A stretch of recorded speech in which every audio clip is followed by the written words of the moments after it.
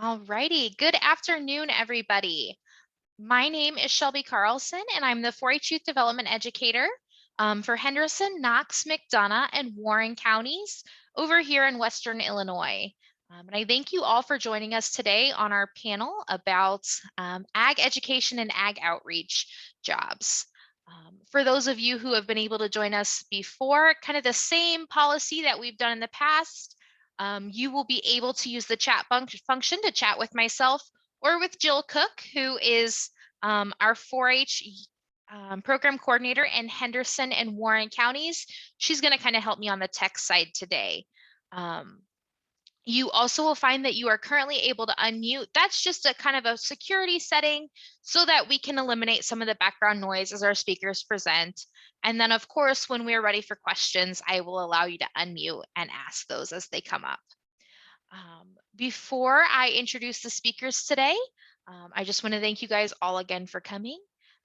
And then I'll turn it over to our wonderful speakers who are going to talk to us a little bit about their careers, doing things like ag education and ag communications and those other kind of outreach, sharing all it is to be involved in agriculture. So with us today, we have Kelsey Litchfield, Katie Zelahovsky, and Aaron Slack. And I will turn it over to you all and just ask that maybe you introduce yourselves, let us know where it is you work and what do you do in that organization. All right, I'll go first. Hi, everyone. Good afternoon. If you're here in Illinois today, at least where I am, it's beautiful spring weather. All the windows are open, planters and everything. I've been passing by my window today, so it's nice to see the fresh spring air coming through. And hopefully winter's behind us, but I won't get my hopes up quite yet until it's officially. So thanks, Shelby, for having me on today.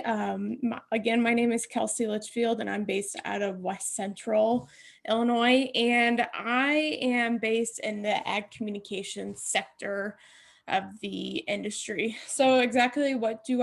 I have a couple different titles. One, I am a digital media consultant with Colleen Callahan Consultancy. And then I am also a self-employed freelancer, podcaster, and videographer. So I do podcasts, and then I also produce and edit videos for agribusinesses. So as a consultant, I work with agribusinesses all over rural America to communicate, collaborate, connect, as we say, which means we basically lead communication and leadership trainings, and then we collaborate in journalism, marketing, communications, and public relations. So that's just a brief little introduction of what I do. I can go next. So hi, everyone. My name is Katie Zelahovsky, and I'm the communication specialist at Illinois Farm Bureau. Our home office, our home base is in Bloomington, but we are a grassroots organization with members across the state, farming members. And essentially, our role in the state is to educate and facilitate those conversations surrounding agriculture for farmers, and also to lobby on behalf of farmers and agriculture at the state level, at the national level. And as communication specialist, my role is kind of unique. It's a new role that they created last year. And so I've been in this role for about a year. And essentially, I'm with the issues management team, which is comprised of people who work directly with local media and state media, national media, and also social media. So kind of a mixture of things in the communication realm that I get to help with and assist with. And it's a new and evolving role, but that's kind of an overview of where my role sits within the organization. And I do everything from social media to helping write stories, press releases, really any communications that we need to send externally or internally to our members and our staff.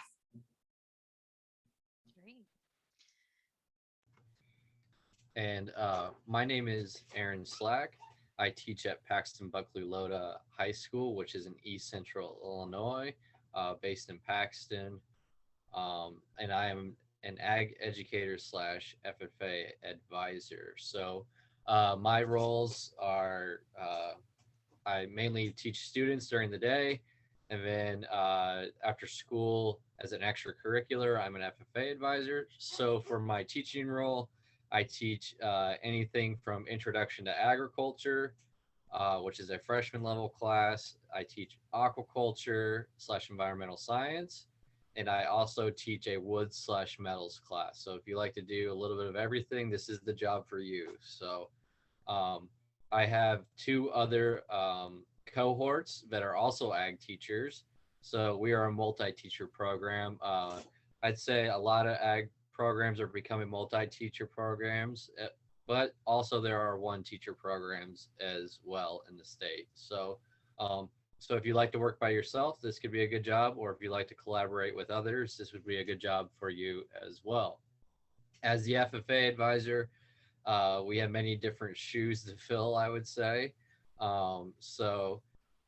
It's really hard to keep it condensed. So I just say we do after school activities, community service, we have contests, and we're just in charge of that and make sure kids have a good time with that, kind of like 4-H. So that's how I compare it to um, 4-H, is that it's almost the same as 4-H, but just a little bit different. So Wonderful. Thank you guys again so much for joining us today. We really appreciate you coming in and sharing some of your vast experiences that you have. Um, I think what we'd love to hear next is just a little bit about how you decided to pursue your career in either agriculture education or communications. Well, for me, as we were chatting earlier, I didn't know what I wanted to do. I was one of those kids in high school where I jumped from veterinarian to meteorologist. I love the weather. I watch the Weather Channel regularly still. And my strengths were actually English. Yeah, I was not a big math or science person. So when I looked into that, I thought, okay, well, let's see what I can do out of this. And journalism came up once or twice for me. And one thing I was for certain though is I wanted to go to the University of Illinois. I wanted to get in there somehow, some way. Didn't know if that would be undecided or maybe agribusiness. And then I went on a college visit and discovered the agricultural communications program. So I like to say I kind of stumbled upon it. I didn't know what I was going to do with that major. I honestly had never heard of agricultural communications. And it differs from college to college, but I chose to concentrate in broadcast journalism because my dad said I love to talk. So why not do something you're good at? And I just kind of went from there. I got involved and grew my network, and um, I discovered my passion for agrijournalism, which kind of has led me to the point where I am now. But I would say keep your options open, and you are in the prime time of trying things. I wish I would have tried different things. I wish I would have job shadowed more in high school instead of, I was involved with extracurricular activities, FFA, like Aaron says, and 4-H. I was involved with all that. But one thing I wish I would have gone back is maybe job shadowed or really looked into the different careers a little bit more. I'm happy and I love where I'm at, but I wish I would have tried a little bit more to find out, and maybe I would have gotten there sooner. Who knows?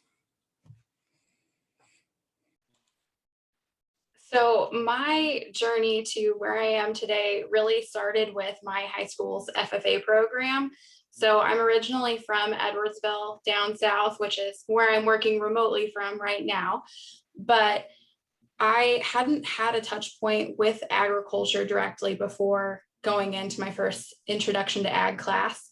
And I really wanted to get in, learn about horses, horse judging, because that was something that I had an interest in, and then get out. And then it kind of snowballed from there once I got into that class and a couple of other classes that were offered at my high school. I learned that I loved the science behind agriculture, how plants grow, how animals are raised, how you think about going about that process, and also articulating that to others. So that's where I kind of not only learned about agriculture, but found that I could pair my passion for, like Kelsey said, talking, communicating. I'm a big talker. I'm a big networker. I like to meet people. And so that's kind of where I figured out that I could do both. And so when I started my journey, I guess, directly with agriculture communications, Kelsey actually was there. I hadn't really heard of AgCom either. And she was like, you know what, this is pretty cool. And so I thought about it. I was like, you know what, I think that'd be great. And went to University of Illinois as well with majoring in agriculture communications, but I chose the journalism track.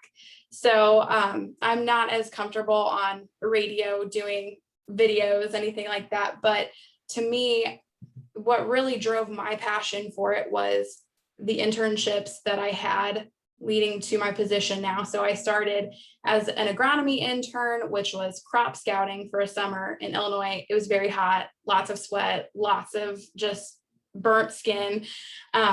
But through that, I got to work directly with farmers and talk to them and meet with them like I'd never done before. And what I realized was they have to make so many decisions to make the food, the fiber, the fuel, all of that. But they can't always articulate what they're doing or how they make their decisions or why. And so that's where we as communicators can come in and help facilitate that conversation. So once I learned that it was something that I found really interesting and exciting, then I took a different role as a marketing intern, and again got to meet with farmers and learn about their farms, and then worked for Monsanto at the time, now Bayer, in their internal communications position as an intern, and then found my way to Illinois Farm Bureau. So I did not anticipate being in agriculture, coming from a more urban community. We're right outside St. Louis. My family was, very surprised that was the path that I chose. But again, I think it's all about, if you're a lifelong learner, if you have an interest in something, pursue it. You can learn and you can bring new skills to the table that may not already be in that industry, may not already be in that community, and you have something valuable to bring then.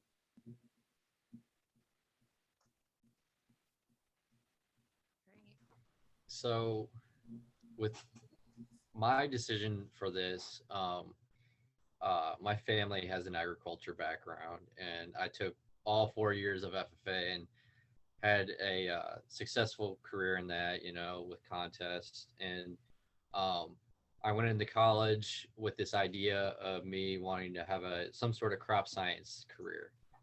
And I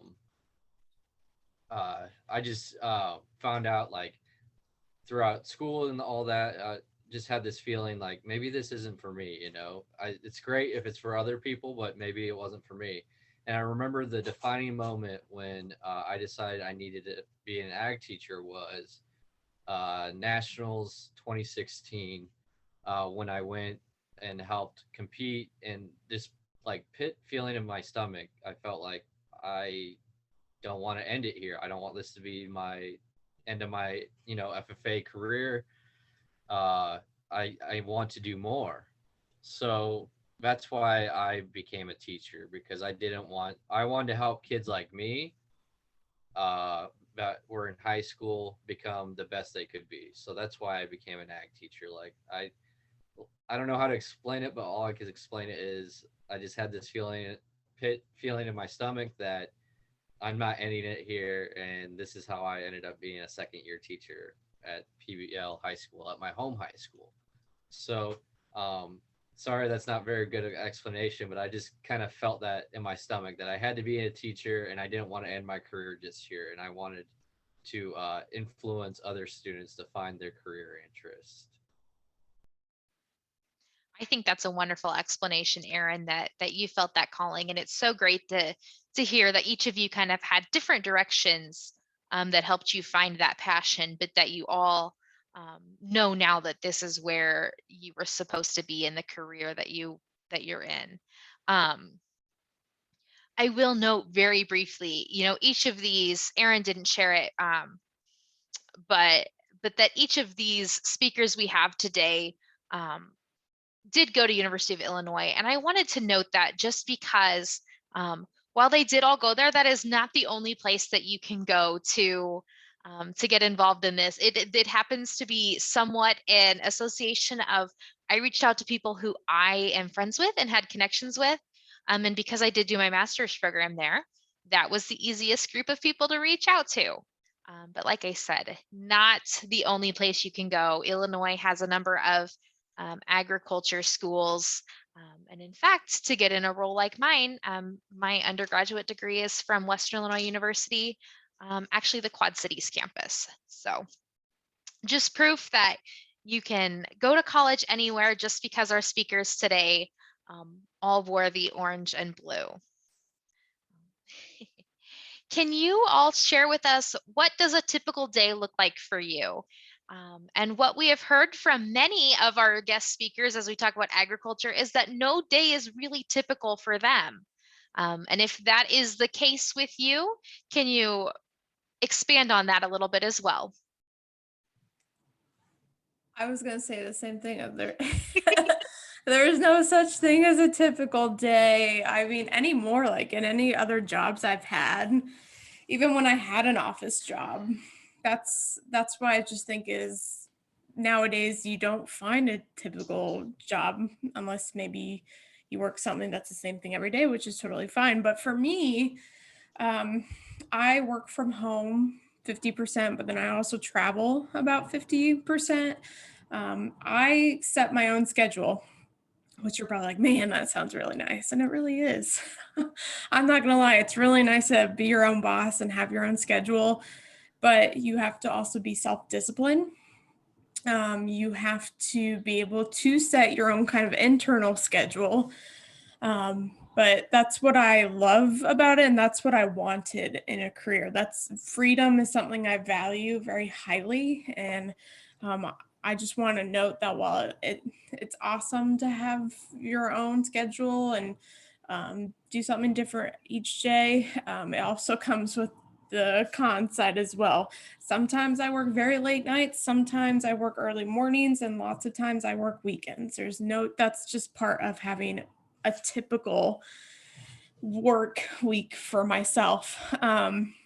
But when I'm at home, I like today has been a work from home day. I do a lot of video editing, so I try to get my work done in the mornings. That's where I get my most work done. Once 2:30, 3 o'clock hits, I'm pretty much done for the day because my brain power is done. And that's good to know that about yourself, know when your peak work hours are. So I know a lot of people that work till 10 o'clock and they can punch it out. I cannot do that. So that's something you learn about yourself definitely when you're out in the workforce, or something you may even know about yourself now and when you're in high school. But when I work from home, it's pretty much just sitting at my desk on my computer. Nothing really exciting about that. But when I'm out traveling, it just depends on the video shoot. So I do a lot of freelance work, and I've traveled. Last year in 2020, I traveled all from Ohio to Oklahoma to Georgia and everywhere in between. And that was a lot of fun. And long days, very long days, sometimes 12, 15-hour days working a video shoot. And that's okay. That's what I love to do. And those days go by pretty quickly for me. But if you were to shadow me for a week, you'd probably be pretty tired.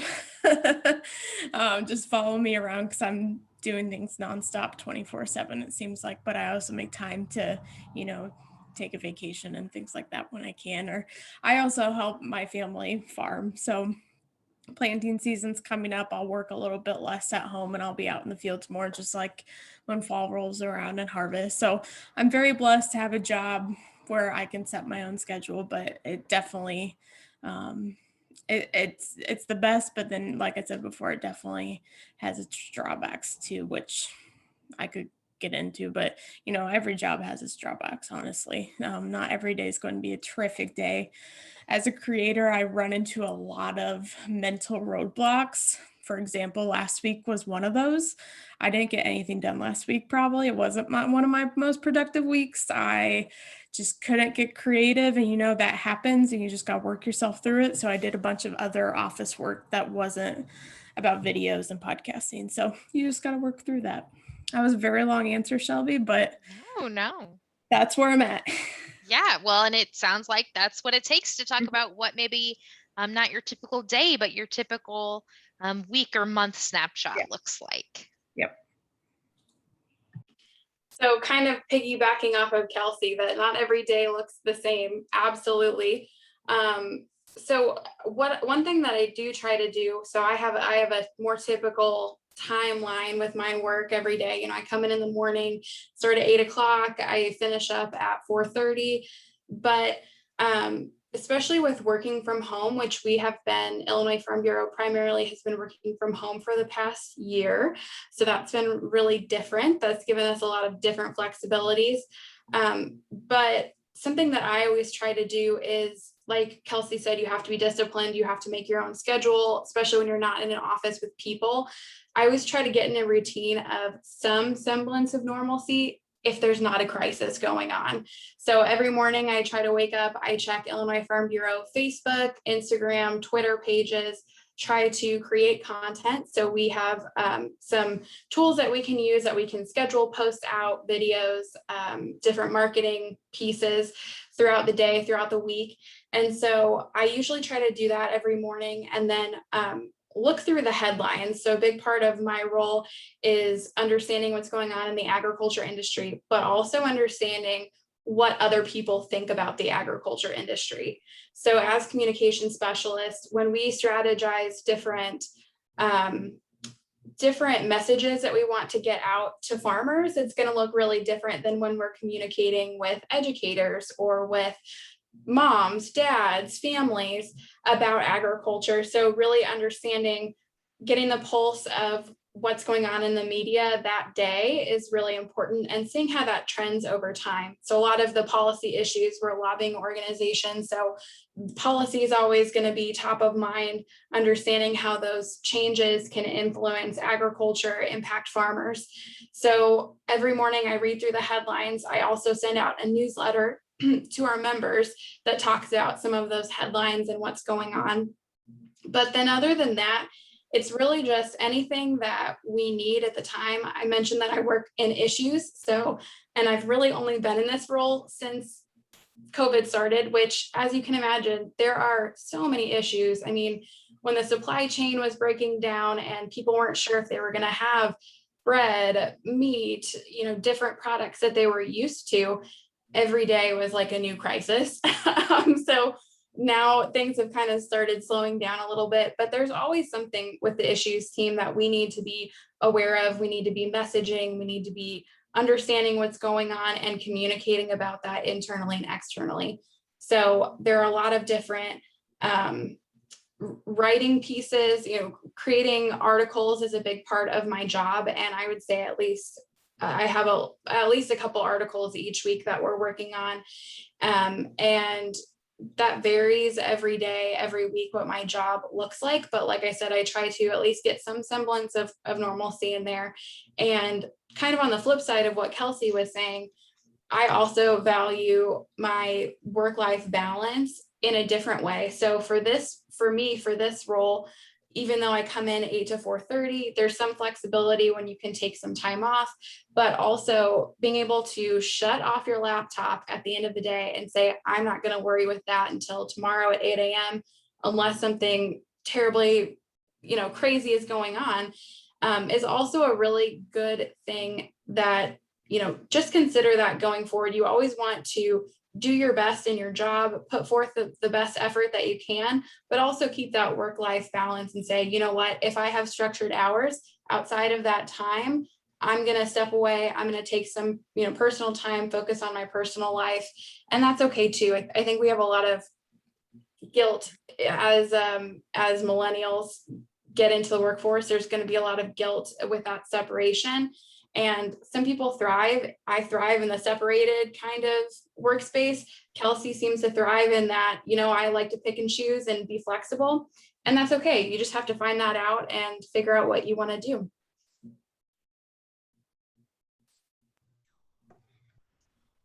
So my work hours depends on the time of year, whether we have contests, meetings, community service.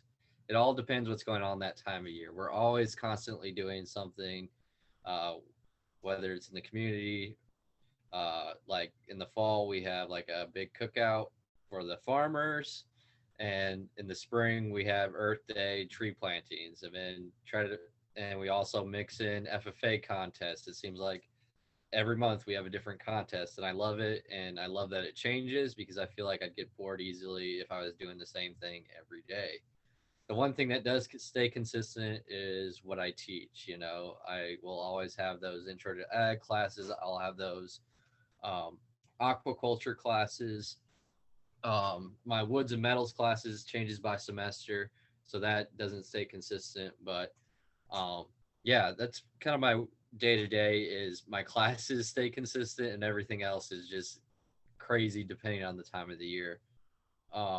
So I think yeah, that's just a typical day for me. Like today, I didn't expect our aquaculture system to flood the shop. So you just never know what's going to happen in my job, and that's what I like about it. You never know what some of these kids are going to say. They'll make you laugh, they'll make you mad, they'll make you cry, they'll give you all the emotions. So that's what I like about my job. Most days I'm laughing, smiling, have a good time, and that's why I do this job. So I love my job because it's not a typical day-to-day job. It always changes and it's always fun. Wonderful. Thank you guys. It's so great to hear so much passion, and that emphasis that some of you guys put on that self-care and loving what you do, but also taking that time for you, taking that step away, um, is such a great lesson that we have really started to learn, and that some of our other speakers have talked about as well. I'm hoping you can share with us a little bit about some of the educational or certification sort of requirements that you might have to get involved in your career. Um, and if there are other paths besides the educational journey that you took, what might some of that look like as well? So for me, like Shelby and I've said earlier, I went to the University of Illinois. I did get my bachelor's degree in ag communications and broadcast journalism, which I firmly believe laid a good foundation for my career. But the rest of it was kind of up to me to get out there and experience it. Ag communications, like probably a lot of sectors out there, you learn more by doing it. Which that could, like I said, that could go for a lot of different jobs. But I think especially ag communications. Katie talked earlier about the internship she held, and I'm the same way. If it weren't for those internships, like I don't know where I'd be, because that also built a network for me and led me to where it is today. So as much as my bachelor's helped me, it also created a network for me where I could talk to people. I could build mentors as well. And that's what's really, I think, progressed my career, because when there's been job openings, people will come to me and say, hey, I hear someone's looking for a videographer, and that word of mouth means so much to my field of work. That's how I get jobs most of the time, is word of mouth. So education, yeah, big deal. Can you do it without a degree? I believe so, 100%. You can do whatever you set your mind to. And nowadays, with so much information out there for free, you can do anything you want, honestly. You don't have to have a degree, but I believe my degree laid a good foundation, and then the network and people I met helped me propelled that career. So As far as like master's and PhD, I don't have a plan to do any of that. I have a good friend who is planning on getting his PhD in crop sciences, and that's needed for where he's going. So it really depends on the field of work you want to go into, and I encourage you to research that. He wants to be a plant breeder, so of course that makes sense that he needs to go get his PhD. And I know several people that have gotten their masters in ag communications. I chose not to. I was done with schooling. I'm the more, like I said, get out there and do it person rather than do more schooling. I had enough. I was good after so many years. And I don't know, I've thought about getting my MBA and like maybe going outside the communications realm, since I do own and operate my own business, but it's not been, the timing's not been there yet. And who knows, maybe I will go get a certificate or something. And I'm keeping those options open, never say never. But I've also been told if you want to do some type of schooling, make sure you 110% you want to do it, because you don't want to waste time and money either. And I know there's been some people out there that says, you know, if the master's didn't work for me, I don't know why I did it.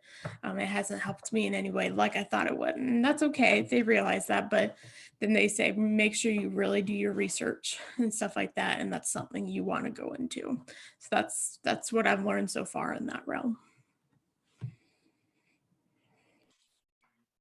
For me, as I said, I mean, I owe a lot of what I ended up doing with my career, what I am doing currently, still at the beginning of my career, but to those internship roles that I took. And so kind of like Kelsey said, I do definitely believe that my education, I also earned a bachelor's degree in ag communications with the journalism track. And I do believe that that laid such a strong foundation for me. You need those skills that when you go into an interview and they say, can you write? You can say, yes, I can, versus, you know, I've never tried it, you know. But I think a big part of understanding what I wanted to do and kind of helping navigate that career path was those internships. So I tried to be strategic. I knew I didn't come from an ag background, didn't really understand what that boots on the ground experience was like. So I pursued my first internship with CHS as an agronomy intern. You know, I wanted that experience to know when somebody says, oh, that's, you know, is that corn or is that soybeans out in the field? I wanted to be able to identify that and just really have that foundation. And I think that can be applied to really anything you want to do. If you have an interest and you say, you know, I want to do ag communications, you can also take experiences where you're just learning about one or the other and still learn a lot and bring that back to kind of that hybrid that you're looking for. The next year I did an internship that was a marketing internship. And that's where I really got to work on writing and got to help with a Case IH dealership magazine, working with farmers and writing down their stories. And then the next year I said, well, I've met with farmers. I've kind of seen that side of it. Then I took a role with Monsanto/Bayer as an internal communications intern. And that was different because it was very much at the corporate level. We really didn't ever have any contact directly with farmers. It was more so the corporate agriculture experience. And that helped me see that that's probably not what I wanted to do long term. I wanted something that allowed me to work with farmers, hear from them because they have such unique and interesting stories, and also get that kind of corporate high level, what's going on in the world, messaging, communication side of it as well.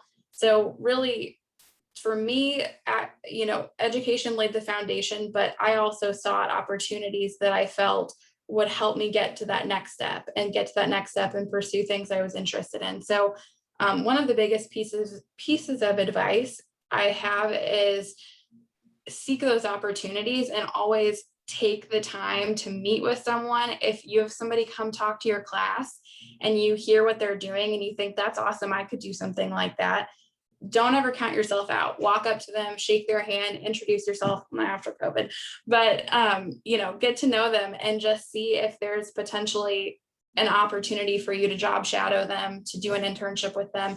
That's how I got my internship at the dealership magazine. They actually didn't have an intern, had never had one. And I said, this is something I'm really interested in. And they were able to make a position that I got to do that summer. So Any opportunity you can have to explore, especially before taking a full-time position, is so valuable because you're not stuck in it for years, or trying to manage adult life, getting your own place and figuring that out at the same time that you're in this new career. You're only there for a summer. If you don't like it, you can move on to something else and really find out what you're passionate about.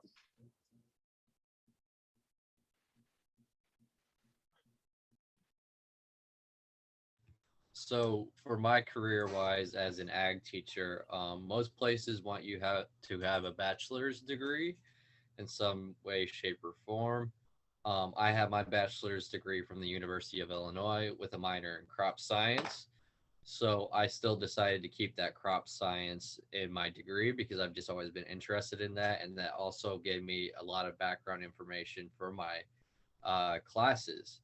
So I would, if you're thinking about this degree, I'd highly recommend getting like some sort of minor, maybe a science based minor, so you can teach other classes besides ag, just as a good backup. So I have the crop science minor, and that strengthens my content area for that. But also in college, you're required to take every single thing that you're probably going to teach at an introductory level.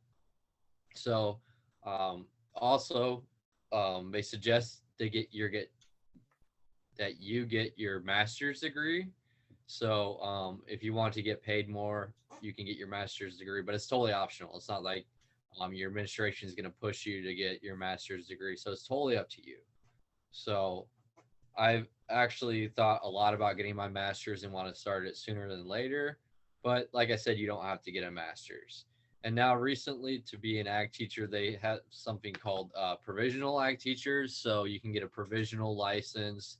If you have so many hours of agriculture experience, you can become an ag teacher. But I'm not sure that what that whole process is, to be honest. But there are some ag teachers out there that are provisional, and that's perfectly okay too. Maybe you decide you get in some career and you don't like what you're doing, and you get that gut feeling, like I said, that you want to teach. Well, the provisional status helps you get that. So don't think just because your degree says something that you have to do that. You could be a teacher like me and have that provisional status. So there's many different routes to get into my job, like I just said, and it's all up to you in the end of what you want to do. So like I said, crop science minor, animal science minor, horticulture minor, all will help you in this program, because like I said, you're kind of a jack of all trades, master of none when it comes to this job. So the more content you can get, the better you're going to look when you interview. Wonderful. Thank you guys. And something I'd love to hear a little bit more from you on is you all talked about kind of that value of job shadowing or interning with someone. Um, and I'd love to hear, Katie talked about it very briefly, but what is your recommendation to a student who's maybe wanting to get their foot in the door with a professional to either, job shadow or intern? How might you recommend they go about that? Contact them directly. I've never met a person that isn't willing to show you the ropes for a day, especially in agriculture. And if you're hesitant about that, and I'm sure Aaron will agree, I bet your ag teacher or whomever teacher would be happy to make that connection for you, because it betters everyone in the industry to get someone in. Yeah, I totally agree with what Kelsey said. Just do it. I mean, biggest advice, just go up and introduce yourself. Usually people are excited to talk to you about what they do. I mean, look at the three of us. We hopped on this panel, and we're passionate about what we're doing. And anytime you have that opportunity, my first internship I got from an FFA speaker who came in, and she was awesome. And I was like, you're cool. And I walked up to her after and said, I'm just so impressed with your speaking ability. I want to learn more about what you do. And that's how I got the agronomy internship. Wasn't even with communications. It's not necessarily what I was looking for, but it still gave me a connection and helped build out that network so that when I was in that role, I could still talk to the person who was in marketing. That was my initial contact, and learn about what she, was doing as well. So I think Kelsey's spot on with also working with your educator that maybe has that contact, ask that speaker to come into the classroom. They're usually a really good resource to help facilitate that too. As the teacher route, I think getting in the classroom as much as possible, hitting the ground running is what you need. Get that, uh, get that, I'm trying to think of the word, get that teaching experience, get those observations in, and see if it's really what you want to do. Get in the classroom, work with teachers, get your foot in the door. I, as an ag teacher, I'm always happy to take in college observations, to come in, look at my classroom, and I think just about any ag teacher would be more than happy to have you come in a classroom and observe, maybe teach a lesson if you have one, or anything like that. Even if you're like ag in the classroom, you can do that too. That's a summer internship, would be a good way to get a foot in the door, see if you like teaching, see if you like lesson planning and all that. So my biggest thing, like I said, is just get in the classroom, observe, and try to do as much teaching as you can possible before you actually do the real thing. Can I also add to that? Someone told me, like, when you're in high school or even when you're in college, maybe more early on when you're still trying to figure things out, as much as if you job shadow, as much as if you're trying to find something you do like, you're going to find things that you don't like, which is good because I did a job shadow in high school about computer science, hated it with everything. And I was good. I'm good with computers and things like that. So it was of interest to me, but I found out I didn't want to do it as a career. So it's important to find out what you don't want to do because that's going to happen. You'd rather find it out sooner than later. And I guess one more tip that came to mind too is if you do make that connection, follow up on it, send an email, send a note. If somebody takes the time to let you job shadow them, that's a really great way to make a positive impression, is to follow up after. Keep in contact, meet with them over LinkedIn, just throughout the years, and just making sure that you have that connection still, but also be present. If you're going to do a job shadow, if you are going to, even have a coffee with someone, don't be on your phone. Make sure that you make eye contact, really get to know them and ask questions. Sometimes people want to meet with you and they want to know, but they don't ask questions. And so you don't know what they want to find out. So don't be afraid to ask those questions. How do you balance work-life balance? What do you like about your job? What are the things you don't like about your job? Just be really present and keep the conversation going. People always like to talk about themselves. So, use that as an opportunity to get more information from them. Wonderful. I loved all that advice, all. And of course, that wouldn't be a University of Illinois Extension and 4-H event if I didn't say that we are always happy to give you those opportunities to practice those teaching and practice those talking skills too. So we've got a couple of us that work for 4-H and for U of I Extension on the call. And each of us would say, if you shoot me an email and you say, hey, I've been wanting to get some teaching experience, I'm going to work with you to give you that opportunity to practice those skills. So always know that those resources exist too.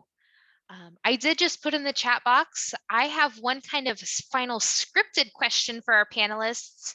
And then I want to open it up to all of you to ask those individual questions that you might have. Again, you'll be able to, we'll change the settings so you can unmute yourself, or you can go ahead and type those into the chat box. And that final scripted question I have for you all as speakers is, what recommendations might you make to a high school student who's interested in a career in ag education or ag communication?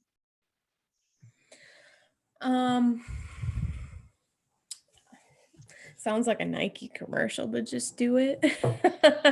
I mean, don't hesitate if this is something you're really interested in. Um, Start, because like I think the common theme is today is you won't know until you try. And looking back, I'm 26 now, and I wish I would have started sooner. I wish I always talk about what I wish I would have done. When I was in high school, I did for FFA, I was in turf grass management at SAE, and I wish I would have done ag communications. I just didn't know those doors could been open, and I didn't discover what I wanted to do till senior year. And I thought, oh, there's so much like more I could have done. Well, take that with a grain of salt. You could have done more, but you're starting now. So really dig deep to think about what you want to do as a career, and just start asking questions, reaching out to people, and figure those answers out now, because then as you progress, it'll evolve itself. And that's been probably my biggest surprise is my career path has been so zigzag. It's not been linear whatsoever. And I've learned a lot from that. I've had different experiences in nonprofit to academia, and some of those things were not my cup of soup, but it led to me to where I'm now. So I'm thankful for all those experiences. But definitely just start somewhere, whether it's a job shadow, whether it's just coffee or tea or whatever, Diet Coke if it's with me. Start wherever you can, and just go with it. I guess the biggest thing that I've learned is not having a traditional ag background, which a lot of people in the agriculture industry don't at this point. But is to not be afraid to come from a different place, a different perspective, and still pursue a career in that industry. Like I said at the beginning, my family was very hesitant to support going into ag communications. They'd never heard of it. We didn't really have any family touches with agriculture, really understand what it meant. And they were kind of like, why are you choosing this weird career path? But again, it was just something that I was interested in. My ag teacher had a really big influence on me, and I just thought the world of him. And that was a door that he kind of showed me could be opened. And so it was something that I wanted to pursue, but it wasn't always easy. Going to U of I, there were a lot of different classes that I would be in with people from different backgrounds. And it's hard to ask some of those questions. You might be sitting in a room with students who come from agriculture, they come from farms, or students who come from the city and don't understand what's going on. And I was always kind of somewhere in between that, because I started learning about agriculture early on in high school. But it still sometimes is difficult to have those conversations and say, I don't understand. I don't know what that field cultivator does. But asking those questions, again, people like to talk about themselves. People like to talk about what they're passionate about. So don't be afraid to pursue a career in something that you're not necessarily comfortable with, and ask a lot of questions along the way. I have gained some of my most valuable skills by asking questions and having that conversation and showing my perspective and saying, well, I understand this is what farmers feel about this, but as a consumer, this is how I feel about it. So you can kind of bring in your own perspective too, in a respectful way that helps add something to, in this case for me, Illinois Farm Bureau, that community, to bring in that different perspective. Does that answer the question, Shelby? Yeah, absolutely. Just those recommendations, that advice that you'd have is kind of those thoughts you have, those good wishes, things like that.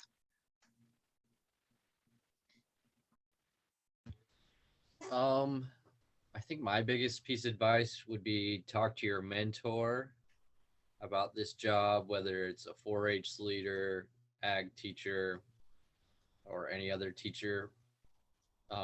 Maybe say you don't have FFA. I know there's a lot of places that don't have FFA or an ag teacher, and there's a lot of people that go into this job and never had it in high school. So, yeah, talk to those people. Whether it's a teacher, maybe a college advisor. They'd always love to talk to you about their job. They'd probably happily set up a phone call, a Zoom with you to talk about this career. Like I said, you don't have to have had taken ag in the classroom to do this job. I know we really covered a lot of, oh, we were an FFA or we took ag classes, but for this job, there's a lot of people out there that never had ag classes in high school and decide to pursue it. So, I mean, I don't want to exclude people out because we need teachers and we need a lot of good teachers in the classroom. So, if you're thinking about it, just talk to someone, talk to a mentor, talk to another teacher, talk to advisors, guidance counselors, whoever you can trust, and I'm sure they would listen to you, and it would be a really good conversation for you to have. So that's my biggest advice, is just talk about it and see if it's realistic for you. Wonderful. And one of the questions that we had come into the chat box for you all is, where do you see yourself in 5 years? And I think we can say professionally speaking. For me, if you would have told me 5 years ago I'd be where I am today, I probably would have laughed in your face. I would have been like, nah, no way. Owning my own business and doing what I am now. But what kind of rings with me, and this doesn't really answer that question, it's kind of the way I think, and it's just kind of the way I think about things. Is I attended the Illinois FFA state convention sophomore, junior year of high school. I can't really remember, but I was in a session where someone had said, you could be in a job that hasn't been invented yet.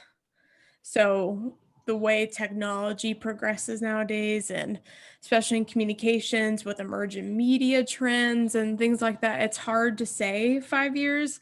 If I were to answer truthfully, hopefully still doing what I'm doing, just at a bigger level and meeting more people and impacting more people, I would say.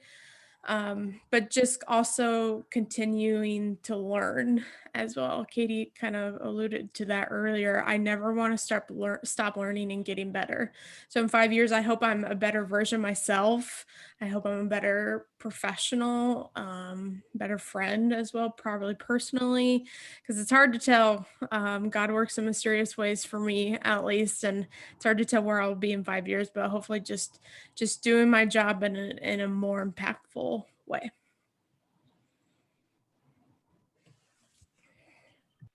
Yeah, kind of like Kelsey said, I don't really have a 5 year, this is where I want to be.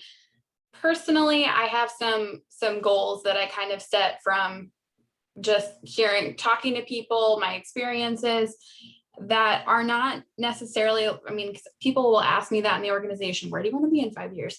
I don't have a specific job or a specific job description in mind, but I do have some personal milestones, goals that I'd like to achieve. So for me personally, in 5 years, I would love to be a mentor to someone. I feel like after 5 years, I'll have some experience under my belt. I'll know what I'm doing a little bit more, even if it's just, mentoring somebody in high school, somebody that I know, that my mentors have meant so much to me and have had so much influence in my life. I would love to be a mentor to someone.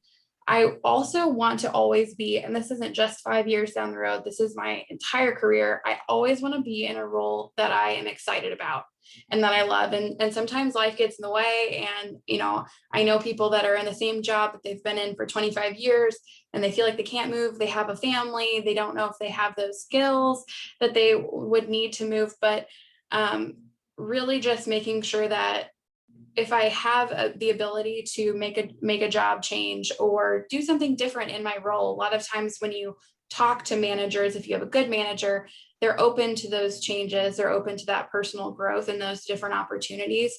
So always making sure that you speak up and ask and, say what you're looking for out of that experience is definitely something that I would like to do going forward. And then the third thing is, 5 years down the road, I still want to have a manager that helps me grow and supports my personal growth. Like Kelsey said, I mean, I'm a lifelong learner at this point. I would love to continue to learn and continue to grow. And I think part of that is also having people in your support system, your network at work that support that and help you take advantage of those opportunities. So those would kind of be my top 3 things that I'm looking to get out of the next 5 years. I think the biggest thing in 5 years is just continue here and grow this program even more from where it's at. This is a well-established program, I would say, but there's always room for growth, whether it's in the classroom, the FFA, personally. So I think my biggest goal for like the classroom and FFA is just get more members, gain more kids in the classroom, and personally, for myself is get a master's degree and graduate, whether it's from U of I or wherever.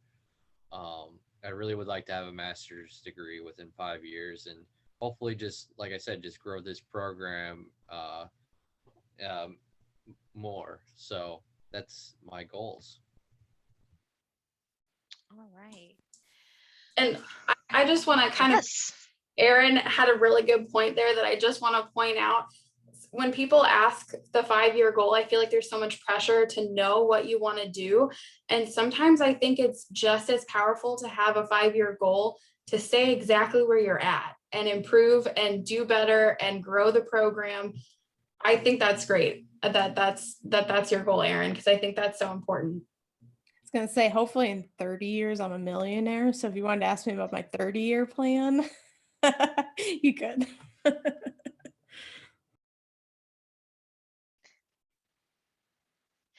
All righty, wonderful. Well, it looks like we are getting close to that time. We've had such wonderful, rich discussion. And I would ask you all just once again to join me in thanking our speakers that joined us today to talk about their careers in ag education and ag communication, doing that outreach aspect that's so important as we talk about what we do. So please, once again, join me in thanking Katie and Kelsey and Aaron. We really appreciate their time with us today.